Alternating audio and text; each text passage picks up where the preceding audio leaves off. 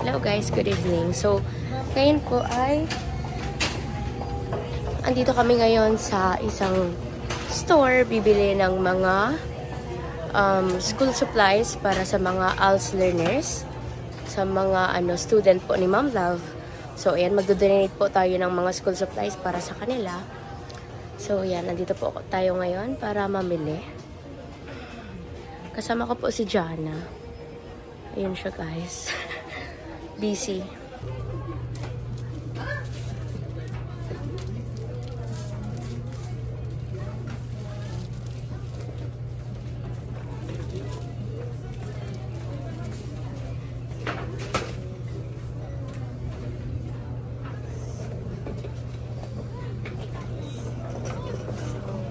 Ito sa mga ALS learners sa Tarayang Gulo. Saan pa ba? Yan.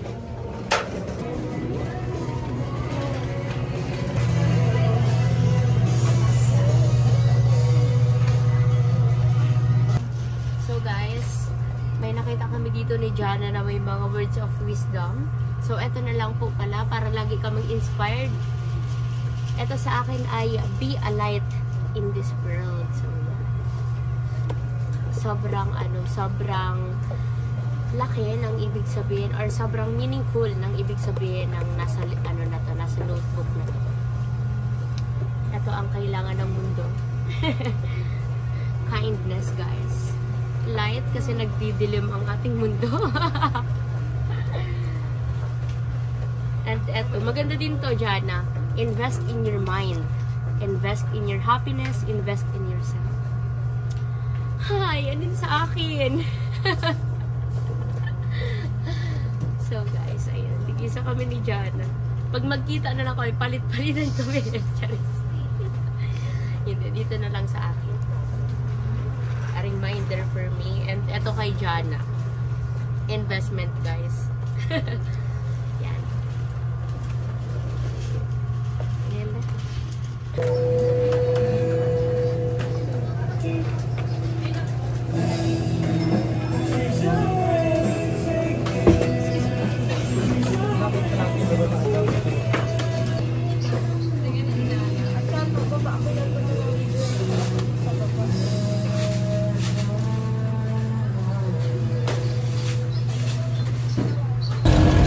Hello guys, good morning, good afternoon.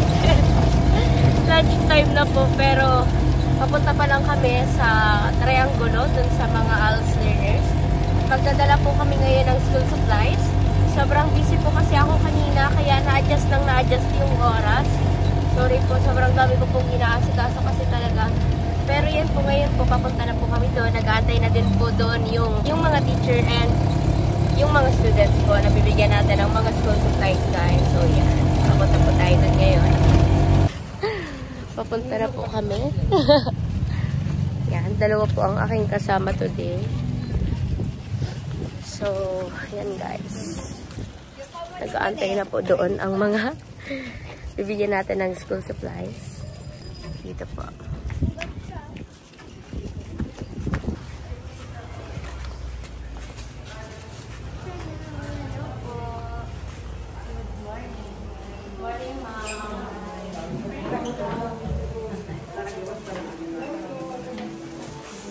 Hello po.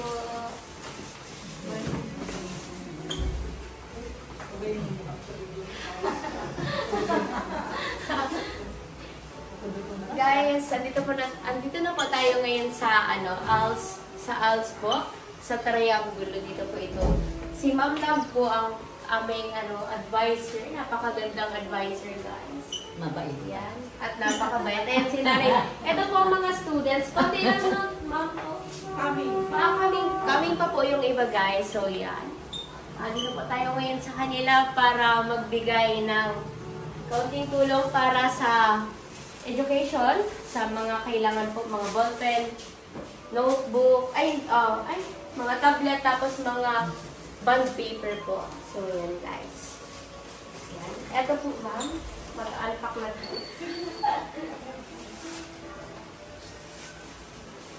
Si Medet, known as si Miss Lecheslando. din si Bede. Ilang lindo kung ano siya niya. Kaya ini-encourage ko na iparatos mo ang Fiona. Ano po, kasi along the way, pag nakatapos ka mo sa ALS, kailangan ko ng opportunities na. So, araw ba siya sa Indo before? Pero hindi mo diba? Nag-klase yan sa NCF. Ako, Ang base ko yan. oo. Sige, at siya daw kabisa siya. Apo. Tapos mo sana, tama mo lang napakagod. Ano di trade lang? Dahil para sa mga estudyante po dito. Ang maganda dito guys, kasi sa ALS po, wala siyang edad, kahit mga nanay, titas, lolas, na gusto pang makapagtapos ng pag-aaral, pwede po dito sa ALS. Kaya, yan po ang napakagandang opportunity na nabigay para sa lahat ng tao na gusto pang makapagpatuloy sa pag-aaral. Kasi po sa ALS, hindi mo kailangan na ng mga hindi na magiging reason na wala akong gamit, wala akong ganito para hindi ka makapag-aral. Kasi pinoprovide na po iyan ng ALS mismo. Kaya po iyan. Ito po ang ating tulong sa Team Merit po, sa lahat ng communities ko na nag-pledge. Thank you so much po. Ayan, ito po, Convent. Convent at mga tablet cases.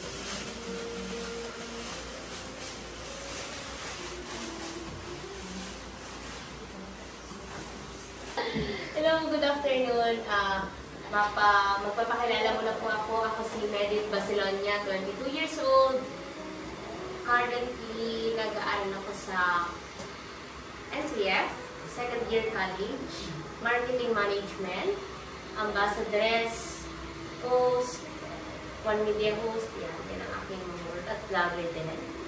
So, yan guys. Nag-graduate ako dito sa ALS ng high school. Dito ako nag-graduate ng high school noon kasi syempre hindi perfect ang buhay. May mga pagsubok na kailangang pagdaanan.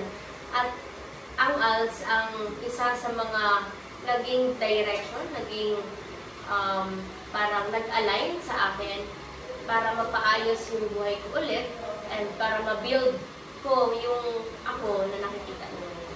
So, malaking part ang ALS, si Ma'am Love, dun sa growth ko bilang tao, bilang babae, at bilang estudyante. So, yan guys.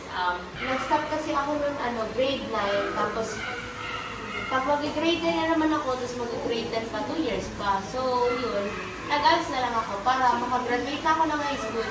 Ang score ko nun ay, 100. 100 yung grades ko nun, guys, nung pag-aaral ko rin sa ALS. 100%. So, lahat kami nun na-shock. Ako nag-school pa yun. Lahat kami na-shock nun, guys. Ako may bawas ko 2 points. 2 points, oo. Iba kasi yung nag-score sa akin, guys. 100%, guys. Kaya ako na-shock din, eh. Pag-graduate ko kasi ng ALS, ang ginawa ko nun, during kasi nung nasa ALS ako, parang pa lang yun yung time na inaayos ko yung buhay ko, yung mga, kasi bata lang tayo, huwag nyo i-pressure ang sarili nyo na hindi nyo na matatama yung mga maling nagawa nyo noon. Kasi lahat naman tayo pare-pares tayo dito. Lahat tayo dito may mga nagawang mali, may mga maling desisyon na nagawa. So, huwag nyo i-pressure yung sarili nyo na hindi nyo na kayang iayos yun. Hanggat nabubuhay may pag-asa. Hanggat pinipili mong umusad, aabangan ka. Hanggat inaayos mo yung buhay mo, maayos ang buhay mo. Hindi madali. Hindi madali talaga ang lahat. From scratch, grabe talaga yung pagdadaanan mo, yung judgment sa'yo ng tao, lahat yun kailangan harapin, lahat yun kailangan isumpahin. Pero lagi nilang tatandaan na in the end, lahat ng magiging decision mo, kayo din ang mag-benefit. Kung ano kayo, 5 years from now, 2 years from now, yun yung mga decision nyo sa buhay na ginawa starting from now. So, lagi nyo isipin na, hindi madali ang buhay. Hindi talaga, as in, hindi pa to ang ano. May mga worst pa na mangyayari, pero yan, kailangan lang every mistakes, dapat makukuha mo dun yung mga lessons. Ano ba yung, kapag may mali kang nagawa, syempre may ituturo yun sa'yo. Kung ano ba yung dapat na ginawa mo na lang. So, dapat yun yung lagi mong tatandaan. Yung mga lessons na binibigay sa inyo ng bawat desisyon, bawat maling desisyon na nagagawa. Kasi lahat yan, lahat possible. Si Ma'am Love, siya yung mga nag-inspire sa akin na i-align yung buhay ko. Kasi nga, syempre, lahat naman tayo may chance. Lahat yan, everyday chance natin yan na baguhin ang buhay natin, baguhin ang sarili natin, and baguhin yung tingin sa atin ng ibang tao. Pero hindi kasi mababago ang tingin ng ibang tao sa atin kung tayo mismo sa sarili natin, hindi natin alam kung paano baguhin ang sarili natin. Hindi mababago ang tingin ng ibang tao sa atin kung tingin mismo sa sarili natin is hindi natin kayang gawin. So, lahat mag-start sa sarili. Kailangan mo i-fix ang sarili mo, kailangan mong ayusin ang decision mo. Hindi para sa ibang tao, hindi para sa pamilya mo, para muna sa'yo. Kasi you can give what you don't have. Diba? Kasi lahat naman ng bata gusto makapag-aral para matulungan ng pamilya, para matulungan ng magulang nila. Kasi ako din gano'n ako noon. Gusto ko makapag-aral para matulungan ko sila mama, para makabawi ako sa mga pagkukulang at sa mga maling nagawa ko noon. Kasi syempre, bata tayo. Lahat naman talaga dumadaan sa stages na magkakamali ka. Pero kailangan, sa bawat pagkakamali na magagawa mo, mas magiging better ka at mas magiging lesson yun sa'yo, yung mga pagkakamali na yun. Maging fuel yung pagkakamali para sa better version mo. So, yeah. Siguro, atin nyo ako dito lahat, bukod kay Nana. Atin nyo ako dito lahat kasi 22 na ako. So, pwede nyo ako tawagin atin, ready? If may mga magbibisit naman ako dito, magpa-once a month. Kasi may kami ni Ma, may project kami dito. So, yan. Pwede nyo ako kausapin, pwede kayo sa akong pag-seek ng advice or anything. Pero yan, yung ma-advise ko sa inyo, ipagpatuloy ko yung mag-aaral dito. Kasi hindi naman to para sa pamilya nyo, hindi to para sa ibang tao, para to sa inyo. Lahat ng gagawin nyo is para sa inyo. Yan, kung ano yung gusto nyo, yun yung kailangang pagtrabuhan. Kasi darating ng araw, hindi man ngayon, hindi nyo po yun makikita, ang layo pa niyan. Pero, maniwala kayo sa akin, lahat magbubunga. Hindi siya madali, hindi talaga madali. Kailangan, ang dami nyo pagdadaanan, ang dami nyo kailangan i-survive para makita yung future self nyo. Diba? Lahat ng tao, may pag-asa pa. May pag-asang magbago ang buhay, mabago ang sarili, maging better, maging successful. Kasi lahat naman posible. Pero kailangan lahat paghirapan mo. Kailangan lahat talaga i-survive mo. Kailangan lahat ng lesson na ibibigay sa'yo ng mundo, dapat tumatak yun sa'yo. Lahat talaga kailangan mong paghirapan para ma-achieve mo. Hindi pwedeng pagtulog mo, pag-ising mo successful ka na o kaya okay ka na, hindi. Kailangan mo paghirapan ang lahat. At bago mo yun ma-achieve, kailangan mo magpatuloy. Kailangan nyo lang magpatuloy. Everything is possible. Basta nagpapatuloy ka, piliin nyo laging maging mabuti. Maging mabuti sa sarili, maging mabuti sa ibang tao, ay sa magulang at sa ibang tao. Kapag yan yung ginawa nyo, naniniwala ako na someday, andito na din kayo sa kung asaan ako ngayon na nagsasalita, nag-i-inspire sa mga katulad nyo na gusto din i-ayos yung buhay. Kasi everyone deserves a second chance, especially sa pag-aaral. Kahit ano ba yan, kahit ano ba yung mga pinagdaanan, ano ba yung mga maling naging decision nyo, kaya nyo yan maayos. At lahat naman nagkakamali, huwag niyong isipin na ang sama kong anak, ang sama kong tao, ang dami kong pagkakamali. Hindi ko na maayos, ganito, ganyan, hindi. Kasi lahat ng tao nagkakamali. Walang taong perfecto. Lahat nagkakamali, nasa sa atin na lang yan. Kung paano natin gagamitin yung mga maling nagawa natin, mga maling desisyon na nagawa natin, para baguhin yung sarili natin. So, nasa atin lahat. So, guys, magpapasnack tayo. Siyempre, after magsalita, baka na-drain sila, guys. Sa mga sinabi ko. So, papakainin natin sila. Order tayo ng pizza. Yan. Dahil magkakanya na. Dahil hindi ka kanimaw mababasog na mabubundat dyan. Dahil. Kanya. Gustong Hawaiian, Hawaiian. Gustong pepperoni, pepperoni. Gusto mo? Pepperoni?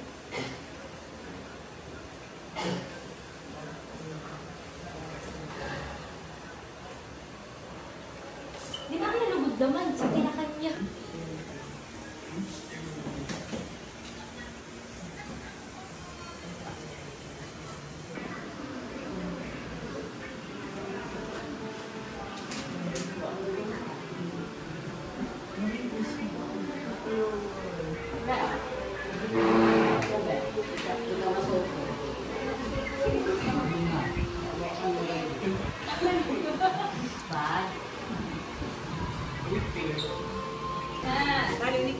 Kain na!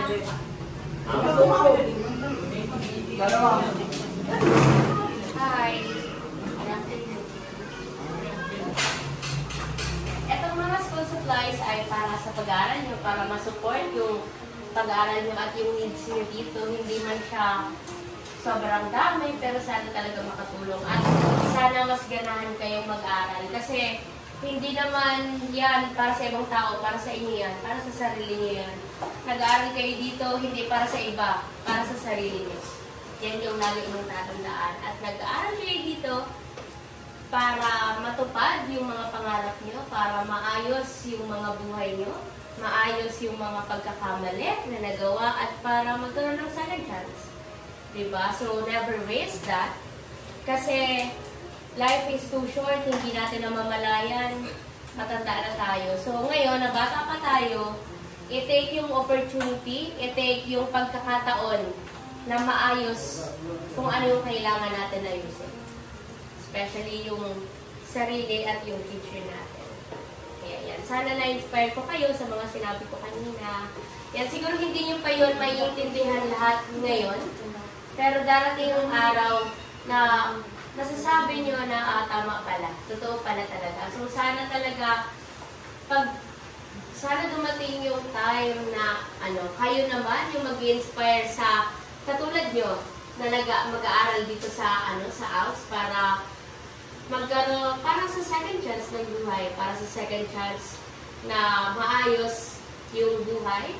So, yun, sana talaga mag-succeed. Yan. Hindi magiging madali ang lahat.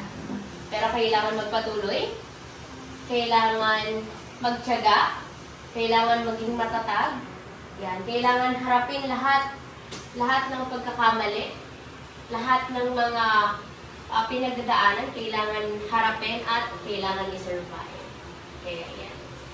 Sana na-inspire ko kayo at ako ay yung tumatayo dito sa inyo na, example ng mga sinasabi ko sa inyo. Kaya, yan. Babalik-balik ako dito once in a month para sa project namin ni Ma'am Love. Tapos, sana every month, sana mas ma-inspire kayo sa mga gagawin natin. Sa mga gagawin namin. Thank you. Welcome. Let's share plan. Ay, wow.